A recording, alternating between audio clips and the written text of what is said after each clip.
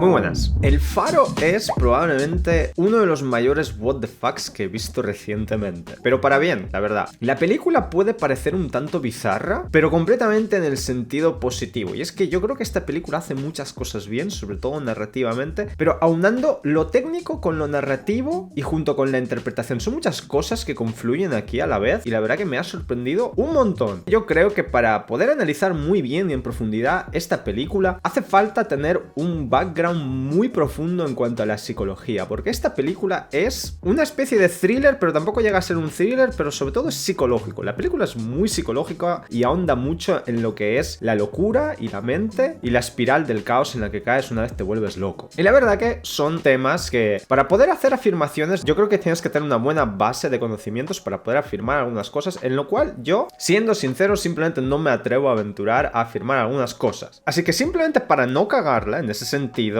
he decidido hacer un simple análisis cinematográfico al uso, y aún así creo que esta película da para mucho que decir en ese sentido. Me ha gustado un montón lo que es la estructura narrativa y el ritmo al que va la trama y la narración de esta película. Y es que la peli empieza muy lenta, pero va aumentando el ritmo poco a poco hasta desembocar al final en una explosión metafórica. Lo bueno del Faro es esa progresión que tiene, esa progresión sutil y esa escalada en la intensidad del tono que tiene. Y es que aquí sí que ocurre un buen efecto de bola de nieve, y es que empieza muy poco a poco y empieza a rodar poquito a poco hasta que se convierte todo en una avalancha, pero una avalancha buena, no como una avalancha anterior que mencioné con La Casa de Papel, donde nada tenía sentido y todo era redundante. Pero aquí ese escalating quickly se hace muy bien. La película parece que empiece lento en su ritmo narrativo, pero en verdad los hechos van avanzando rápidamente. ¿Y a qué me refiero con esto? Es que el conflicto se te presenta inmediatamente y lo entiendes casi desde el primer segundo, y es que tú sabes que por el contexto en el que están los personajes, que es que están aislados en una isla en medio del mar, en un faro, es decir, en un espacio muy claustrofóbico y muy pequeño, entiendes inmediatamente que el conflicto va a ser la convivencia entre esos dos personajes. Y quizás no tan aparente al principio, pero sí también entiendes casi al inmediato cuando empiezan a interactuar los personajes entre sí, y es que esto va a ser una lucha entre lo joven y lo viejo. Al principio la película se muestra más desde la perspectiva del joven, y como que te intenta pintar las cosas como que el viejo es el típico veterano que hemos tenido todos cuando hemos sido jóvenes y hemos empezado algún tipo de trabajo, y parece que esos veteranos abusan de nosotros mandándonos todas esas tareas de mierda que ellos no quieren hacer, y están ahí abusando de su posición, simplemente aprovechándose de ti. Yo creo que todos hemos pensado eso y todos hemos pasado por algo así. Y entonces ves poco a poco a través de las miradas, los gestos y las reacciones del chico joven, y la verdad es que los nombres de los personajes es irrelevante, sí que aparecen mencionados, pero simplemente me voy a referir a los personajes como el chico joven y el viejo. Entonces, a medida que el joven va sufriendo los latigazos metafóricos del viejo, vas notando que le va cogiendo tirria, asco y hasta odio. Entonces empiezas a ver la película y crees que el conflicto va a ser ese, la convivencia entre ellos. Pero lo que nunca te puedes imaginar es que las cosas van a cruzar lo que es la línea de lo civilizado. Porque supongo que todo el mundo sabe que en la convivencia, claro, o pueden haber roces y por lo tanto puede o surgir el cariño o la amistad, o pueden surgir conflictos y discusiones. Entonces nadie se imagina que vas a cruzar más allá de eso, más allá de las palabras. Entonces, a medida que avanza la convivencia y esa convivencia se va volviendo más difícil, los personajes ya rozan la locura, y en la segunda mitad de la película escala tanto y aumenta tanto el ritmo que simplemente lo que ocurre es ya la caída en picado por la espiral de la locura. Y es que esta película hace algo bastante parecido a lo que hace, por ejemplo, Shutter Island, y es que tiene momentos así en los que el personaje o el protagonista principal de todos, que es el joven en verdad, se juega con su percepción del tiempo y del espacio, y consecuentemente con el tuyo también como espectador, y es en los diálogos en los que el viejo le dice que, por ejemplo, han pasado 2 semanas y él no se ha dado cuenta de lo borracho que va siempre y parece que él crea que solo ha pasado un día. Pero mientras que en Shutter Island, si lo ves con detenimiento, sí que te das cuenta de que el tío sí que está loco, aquí ya no es tan fácil de discernir. Y realmente ambos personajes, cuando el viejo acusa al joven de que se está volviendo loco de tanto alcohol que está consumiendo y de la borrachera permanente en la que vive siempre, pero como tú lo ves ves a través de los ojos del joven, pues tampoco sabes quién realmente tiene razón, porque muchas de las cosas de las que le acusa el viejo al joven, realmente las has visto hacérselas al joven. Y esto es algo que ocurre al final, que es cuando el joven lee en el cuaderno de bitácora todas las cosas que ha puesto el viejo sobre él, de todo lo que ha ido haciendo él. Y la verdad es que no hay ninguna mentira tampoco, porque le ves hacer esas cosas. Otra cosa muy importante de la que trata esta película no es solamente la caída por la espiral de la locura, es también la soledad y el aislamiento. Y cómo los seres humanos conviven con eso o sobreviven a la soledad y al aislamiento. ¿Qué maneras tiene cada uno de nosotros de sobrellevar esa situación y esa circunstancia? Y en cuanto a eso, también lo que mola es que cada uno de los personajes, que solo son dos, ve al otro cómo sobrelleva esa soledad y el aislamiento. Y parece raro a sus ojos ver qué cosas hacen ellos para de alguna forma mantenerse cuerdos, pero habría que verse al espejo y ver qué es lo que hacemos cada uno de nosotros para también sobrellevar la soledad y el aislamiento. Porque en verdad, si pensamos, si cada uno de nosotros hace cosas muy extrañas para otros para sobrevivir a la soledad, realmente si juntamos todas las acciones de cada uno, de todas las cosas raras que hacemos, hay un denominador común, y es que todos hacemos cosas raras y únicas. También me ha gustado mucho el tema que se toca, que es básicamente un duelo, una lucha, una confrontación entre lo joven y lo viejo constantemente, la incredulidad del joven en cuanto a las supersticiones y tradiciones, y precisamente esas advertencias del viejo de escuchar siempre a las supersticiones del mar y a las tradiciones, porque yo creo que está muy acertado haber elegido el contexto del mar, porque el mar y el mundo de los marineros está llenísimo de supersticiones, y es muy común que la gente que no crea en ellas diga que son cuentos chinos, tal y como se dice en esta película, y que son todo invenciones y leyendas y mitos. Pero hay que saber, y esto me lo ha enseñado una persona muy sabia que es profesora de literatura, que es mi madre, y es que todos los cuentos populares o todas las supersticiones o todas las leyendas siempre han nacido por alguna razón, en base a algo, algún hecho. Y sí, quizás con el tiempo hayan sido mitificadas o sobreexageradas algunos elementos, pero en el fondo están todos basados en una mala experiencia, y por eso se te cuenta siempre esa historia de advertencia, simplemente para que tú no cometas los mismos fallos. Y es lo que le dice el viejo al joven: no te metas con las gaviotas porque eso trae mal fario. Empíricamente, para una persona que a lo mejor cree en la ciencia, antes vas a creer en la estadística que en la suerte. Y entonces es lógico pensar que si yo le hago algo a una gaviota, eso no va a desencadenar una tormenta. ¿Será casualidad o no? Pero eso es algo que ocurre. El chico joven mata a una gaviota y a partir de ahí se desencadena toda la serie de infortunios, que es lo que les lleva a la locura, porque están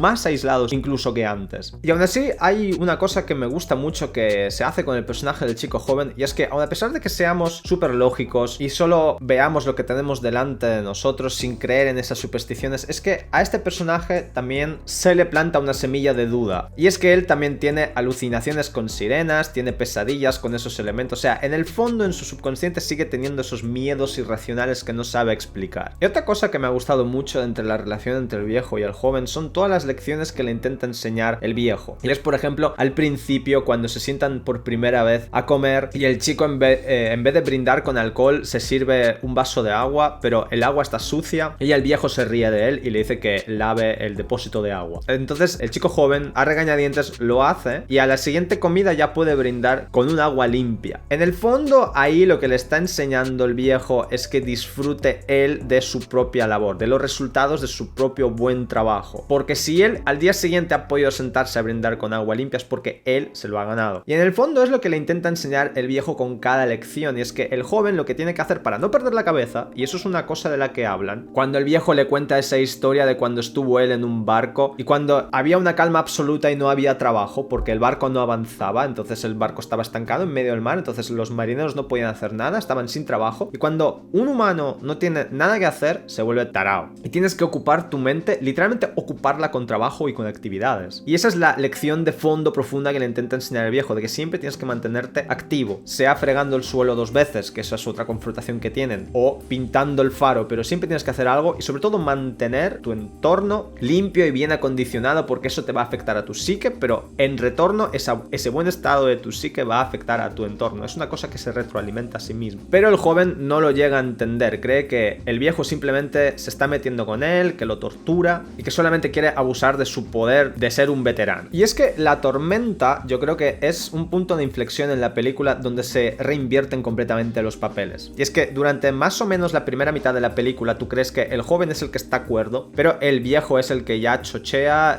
está completamente ido de la cabeza de tantos años que lleva solo. Pero parémonos a pensar, a mirar objetivamente qué es lo que estamos viendo ante nuestros ojos, y es que el viejo precisamente ha conseguido sobrevivir, es decir, está vivo, no ha muerto de la soledad y de la locura. Entonces, él ha conseguido sobrevivir, él está ahí, por eso es viejo. Es como la típica cosa que dicen, hay que morir joven. No, no hay que morir joven porque no has disfrutado de tu vida. Si has llegado a viejo es porque lo has hecho bien, has conseguido llegar a viejo, has conseguido llegar vivo hasta ahí, hasta ese punto de tu vida. Entonces quiere decir que el viejo sí sabe algunas cosas de supervivencia y de cómo confrontar esa soledad en la que lleva tantos años y no ha perdido aún el coco. Mientras que si nos damos cuenta, en verdad, el chico pierde la cabeza ¿en qué? ¿En cosa de 2 meses? Tampoco está claro el paso del tiempo en esta película porque precisamente está ambientada en el siglo XIX y además están en una isla. Evidentemente no hay internet. Tienen un reloj, pero solamente te indica el paso de las horas. No tienen periódicos y la verdad es que tener un calendario tampoco te puede servir de mucho porque un calendario no es más que una guía de qué fecha va a ser tal fin de semana, pero si te pierdes contando los días, un calendario no te va a decir en qué día estás o de cuántos días han pasado. Y esa pérdida de la noción del tiempo es algo que sufre el joven porque como la historia la vivimos más a través de él que del viejo y el joven ya empieza a tener siempre la botella de alcohol presente y no se da cuenta de cómo pasa el tiempo, nosotros como espectadores también perdemos esa noción del tiempo y ahí es donde la película juega contigo, de que no sabes quién está diciendo la verdad y quién dice la mentira y si realmente el viejo le está intentando controlar o no, pero pensemos, ¿para qué iba a querer controlarle un viejo? Y como digo, en La Tormenta los papeles se invierten y ahí es donde al joven la cabeza le hace clic y realmente ves que el viejo es el que sigue cuerdo, aun a pesar de beber y aun a pesar de estar en soledad, el tío sigue manteniendo la cordura. Y hablando de la cordura, uno de los elementos importantes en torno al cual gira la trama, que es como el gran secreto, el gran MacGuffin de la película, es la luz del faro. Y lo vivimos como el protagonista porque no sabemos qué es lo que hay ahí, no sabemos qué es lo que esconde el viejo, no sabemos qué gran secreto esconde. Y el viejo siempre le está diciendo, no estás preparado para ver la luz. Pero yo lo he pensado mientras estaba viendo la película y creo que el joven también lo piensa, es ¿qué va a haber ahí de especial si es solo una luz? Y en un par de ocasiones la película te sugiere como que el viejo casi mantiene una relación amorosa, sexual con la luz. Pero acordémonos que en todo momento el viejo se mantiene cuerdo, en realidad. Y lo que le pasa al joven, puesto que el viejo le dice, no estás preparado para ver la luz, cuando el chico sube al final de la película a ver esa luz, pierde completamente la cabeza. Y es que la luz lo engulle, lo cautiva, y es una luz, pero podría ser cualquier otra cosa. Es simplemente ese último elemento de deseo que te hace perder completamente la cabeza, precisamente por la intriga que se crea alrededor de él. Y el tío acaba quemado y muerto. La verdad que tengo que decir que el último plano de la película, el ultimísimo plano, es ya una subida de tono tan grande que hasta me he preguntado si de verdad llegar tan hondo hacía falta y si ese plano sobra, porque es que es muy turbio, pero aún así he dicho, no, está bien, porque es ya la expresión máxima, el fondo absoluto de la locura. Y aquí es donde iba a que la película escala muy bien. Es que cuando crees que ya estás tocando fondo de la locura o de la depravación y crees que ya no puedes tocar más fondo, la película continúa, la historia continúa y vas más al fondo todavía, caes más todavía por la espiral. Y la película te ofrece más y más y más hasta que ocurre eso, el último plano que dices,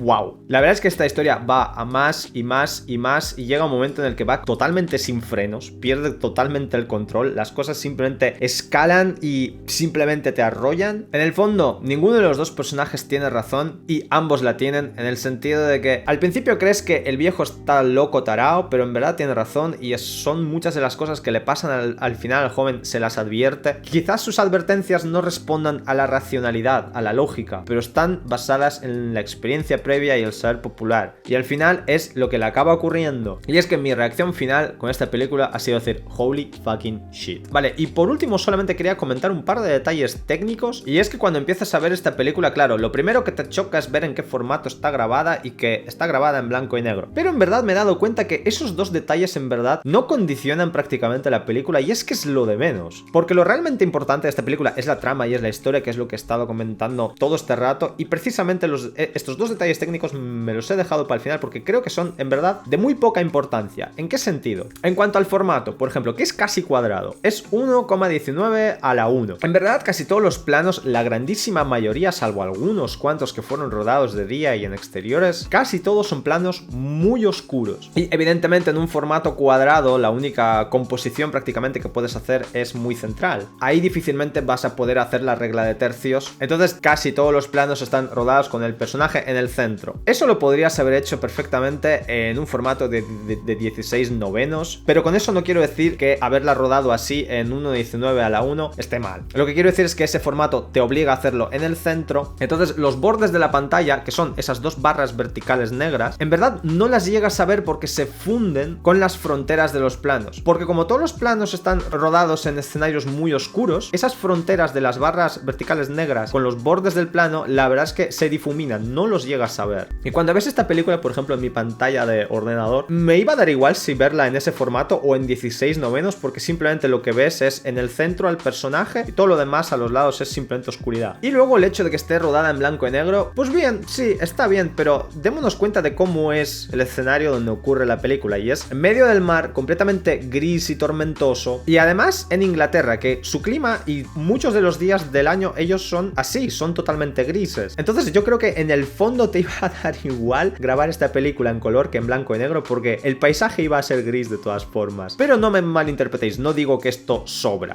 El haberla rodado en ese formato y en blanco y negro, yo creo que en verdad para lo que ha servido es para ambientar la película. Ambientarla para evocar que precisamente los hechos ocurren en el siglo XIX, al final del siglo XIX. Porque cuando nosotros pensamos en el siglo XIX, yo creo que lo primero que nos viene a la mente son esas fotos antiguas en blanco y negro. Entonces es muy difícil evocar esa sensación de antigüedad si ruedas una película del siglo XIX en color. Que sí, se ha hecho mucho y es completamente válido, pero en tu propio subconsciente como espectador, para evocar esa época, han escogido el formato de cómo era la fotografía en esa época. Entonces, desde ese punto de vista me parece muy acertado. Y es que casi parece que esta película sea eso, como un documental muy antiguo de esos primeros vídeos que se grababan con cámaras a muy pocos fotogramas. Y uno de los planos que aparece al inicio de la película, que es cuando Robert Pattinson y William Dafoe, antes de entrar a lo que es el faro propiamente dicho, ellos simplemente están quietos mirando a la cámara. Y es que ese plano es como si fuera esa típica fotografía de esa época, que no es más que una fotografía documental, porque la gente antes no posaba para las fotos y no había posturas para los selfies, más que nada porque antes nadie te daba like por las fotos y las fotografías no eran más que un testimonio documental, y por eso la gente siempre sale tan inexpresiva, simplemente mirando a la cámara. Entonces yo entendí así ese plano en concreto y la verdad que me gustó mucho porque entendí ese pequeño detalle. En fin, concluyendo, creo que es una película muy recomendable de ver, hay que verla, pero ojo, cuidado, no es una película para verla sin más o cuando estás alegre y feliz y no sabes qué ver. Esta película hay que tener un mindset preparado para verla, y es que la película es efectivamente, se suda y es bastante profunda, pero vamos, que esto no os desanime a ver esta peli porque es una gran película, yo creo que la vais a entender todos, pero es que simplemente aparecen ciertos elementos psicológicos que los entiendes porque los sientes, pero simplemente no sabes explicarlos con palabras. Así que eso, ved El Faro, pero cuidado, adiós.